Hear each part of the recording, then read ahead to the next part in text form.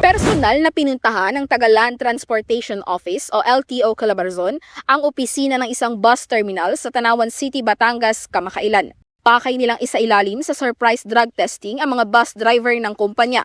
Pagsunod daw ito sa utos ni DOTR Secretary Vince Dizon na isailalim ang mga driver ng public utility vehicle sa bansa kasunod ng mga road crash incidents.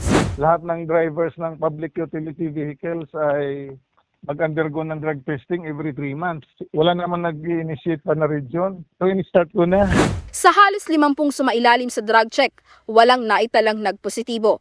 Para sa transparency, nagpa-test din daw maging mga kawani ng ahensya. Sabi ko, nandun ako. Nagpa-drug test na rin ako. Di ba? Para may moral ascendancy kami na magpa-drug test. Tapos lahat ng enforcers ko, pina-drug test ko rin. Lilinggo-lingguhin na raw ng ahensya ang surprise drug testing. Sunod daw nilang pupuntahan ang Calamba City sa Laguna at Quezon. Verna Malaluan, CNA Digital Media and Public Affairs.